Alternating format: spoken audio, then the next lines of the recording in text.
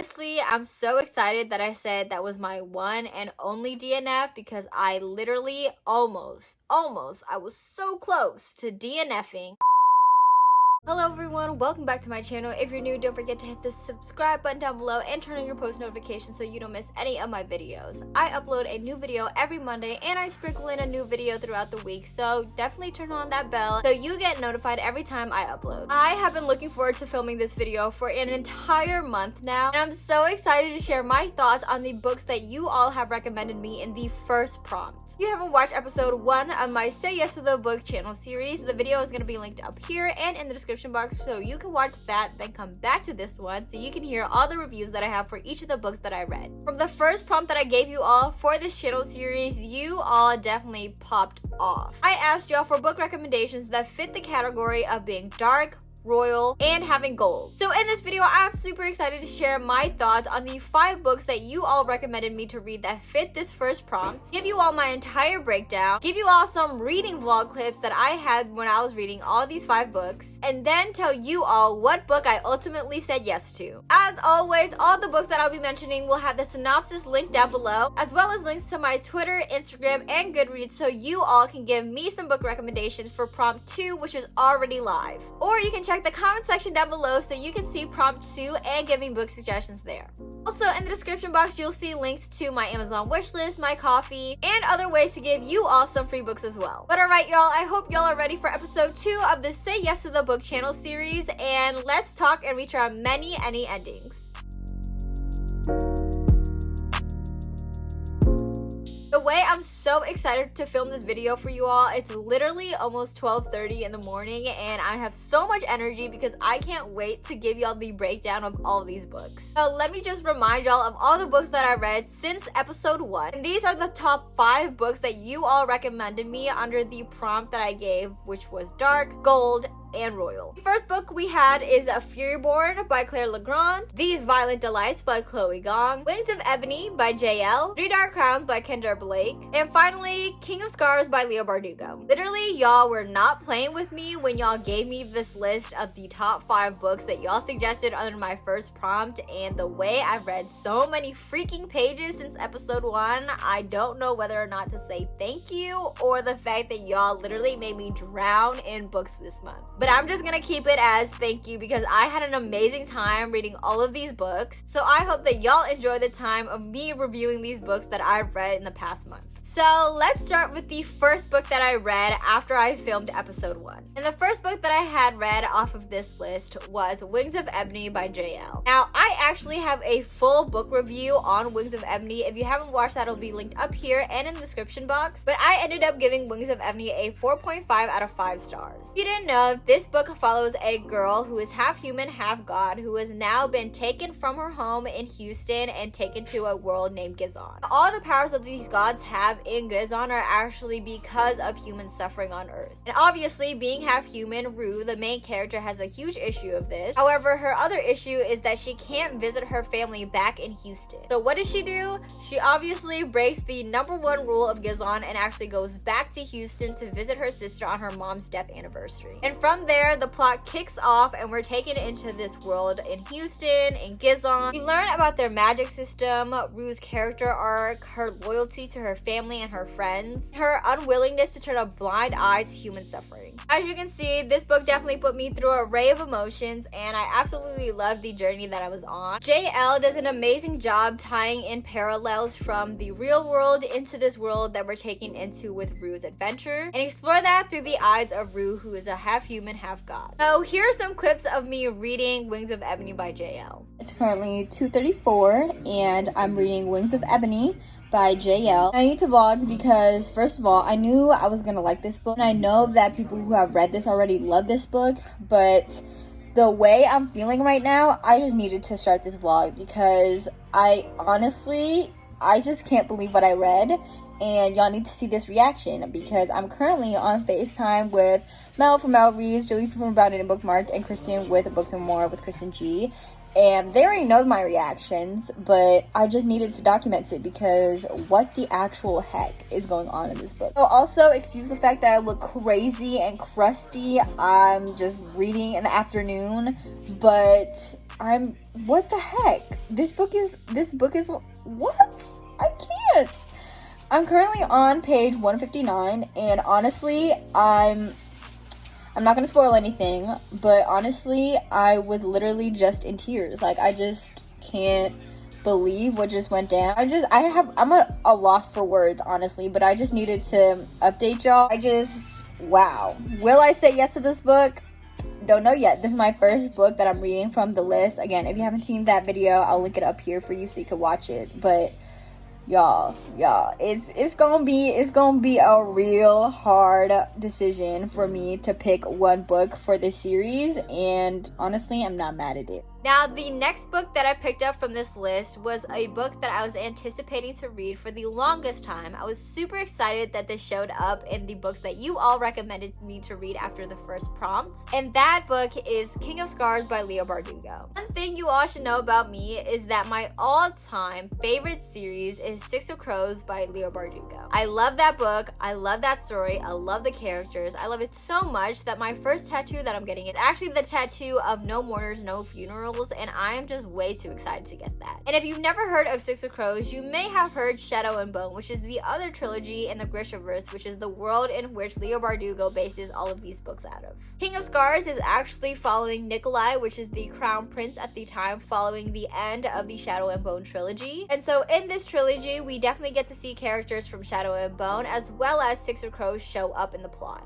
We get to follow Nikolai's story as he actually tells the internal battles that he has as being a crown prince, but also holding a very dark secret and internal demon that is gifted to him from the Darkling in Shadow and Bone. And when I say gifted, I mean that the Darkling literally just gave him this, and now he has to live with this battle, and wow, I really feel for Nikolai. Now we get to follow Nikolai as he tries to find a cure for the darkness that lives inside him, but at the same time, because he's crown prince, he also has the responsibility of fixing the kingdom after they had just finished the war. Here are some thoughts I had while I was reading King of Scars. I am currently at page 289 of King of Scars, and I plan on reading at least 100 more pages just so I can get to my marker. Absolutely love Nikolai, but I also really love Zoya and her character. I think she's so complicated. I think she's an amazing general. And another thing that I absolutely love about this video is the fact that so many characters from Six of Crows gets mentioned in this book, and I'm just so nostalgic, and y'all know that I absolutely love Six of Crows, and the fact that they're in this book makes me so excited for my reread of Six of Crows and Crooked Kingdom. But if you have read Shadow and Bone and Six of Crows, I think you're really gonna enjoy King of Scars because it literally ties in all the series together. Alright y'all, me and Jellybean are just gonna sit here and read into the night, and I'll see you in the next check-in. Similarly to Six of Crows, we also get to follow different POVs in this book, where we get Nikolai, Zoya, who is the general to Nikolai's kingdom, as well as Nina. We also get introduced and see the POV of a boy named Isaac as well. And as y'all can see by the vlog, I definitely enjoyed seeing the characters from Six of Crows being mentioned, as well as get to see the Grishaverse in action again. However, I definitely got disappointed towards the end because I thought the plot was definitely lacking. I don't know if that's a bias of mine because I love Six of Crows so much, but I was definitely rooting for King of Scars. However, I just thought that there were so many points that were missing. I think my main drawback from this book, and the reason why I gave it that rating, is because that this is marketed as a book where we follow Nikolai's story. I felt like I barely heard from Nikolai or ever heard his story really solidify. Yes, he's definitely having an internal battle balancing the responsibilities of being a king as well as fighting off this inner darkness, but I felt like there could have been so much more development in Nikolai's character. Zoya, who's the general and another perspective that we get to see in King of Scars, is probably the most outstanding and remarkable character that I had while reading King of Scars. Even towards the end, I felt like things kind of ended really quickly, and I feel like that could have been avoided with the middle chunk of this book, because although I really love the atmospheric way in which Leigh Bardugo writes, I feel like it made the plot go missing, which made the ending for me really anticlimactic. Another plot that we get in King of Scars is actually following Nina, who is not even in the kingdom, not even near Nikolai or Zoya, and is on her own mission directed by Nikolai. Nikolai. And I feel like it just was so random going back and forth from Nina, Zoya, Nikolai, and have all those plot lines just not really concrete. It really hurts my heart to say that I gave this the rating that it does, but I truly feel that way, and I just really want to read Rule of Wolves, which is book 2 to this series, to see what happens. Let me stop rambling about this book and get on to the next one. Furyborn was the book that I read right after I finished King of Scars. It was also a book that I've been meaning to read for the longest time. I have the entire series, and the way that I'm super excited to get into the series, and the way I have so many thoughts on Furyborn, I just am so flabbergasted. First of all, I don't know why not too many people have read this book, have not raved about this book, because I absolutely had the time of my life reading Furyborn. This book made me laugh, made me smile, made me blush. I literally loved every single bit of this book. If you never heard about Furyborn, we actually follow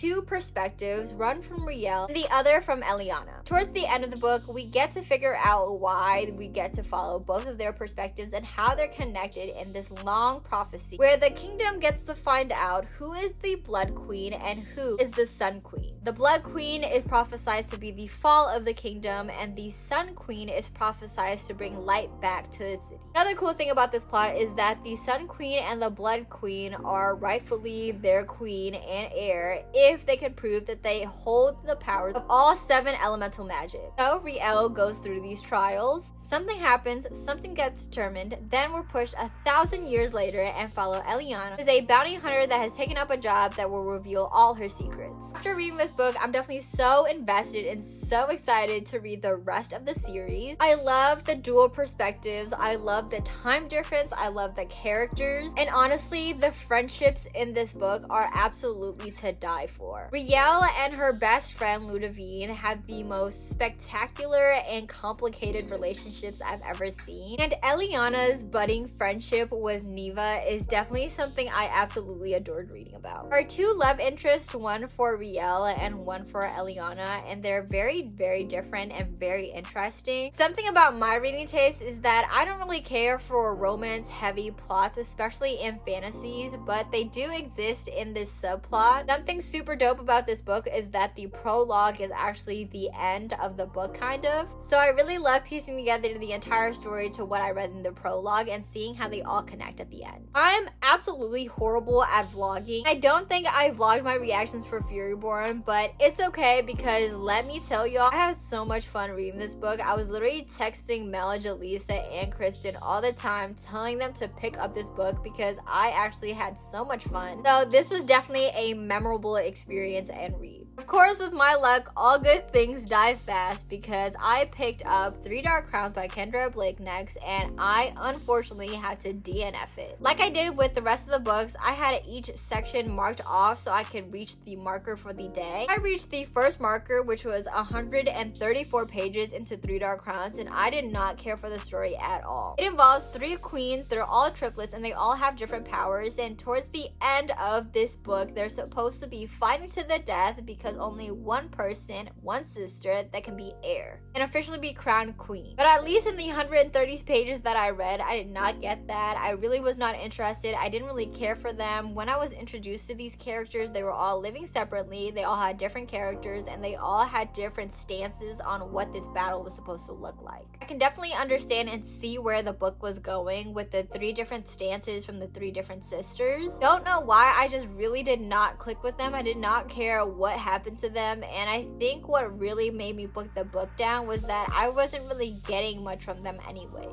Honestly, what I really wanted to see was their power, the strength that they possessed to even be crowned queen, and why this battle had to exist in the first place. Honestly, all I got was them complaining about how their lives are, how their lives are gonna be, why they have to be in this battle, and I actually really did not care for that. Apologies if I'm being a bit harsh, and if you like this book, I'm so glad that you like it, but I had to DNF. I didn't really click with it. Maybe it was just the wrong time for me, but here it is, the one and only DNF that I have from the book that you all recommended me. Honestly, I'm so excited that I said that was my one and only DNF because I literally almost, I was so close to DNFing These Violent Delights by Chloe Gong. This was such a popular release last year, and I have been eyeing this book because the cover is literally so beautiful. I was so excited that you all recommended this to me in the first prompt. If you didn't know, this is a loosely told retelling of Romeo and Juliet. In this book, we follow Roma and Juliet, two heirs to two rival gangs who are also each other's lovers. Lovers up until recently because there was a large betrayal that happened between the both of them that has made them complete enemies. So I should also add that this is a enemies to lovers book. For the first 100 pages, I did not care about this book at all. I don't know if it was a slump because I didn't like Three Dark Crowns. I definitely was so close to DNFing this book. However, I knew that I already DNF'd Three Dark Crowns and I knew I was not going to click with that book. So I definitely tried to give These Violent Delights another try. So as you can see from the lack of tabs, I decided to listen to These Violent Delights as an audiobook as another way to kind of get reeled back into the story,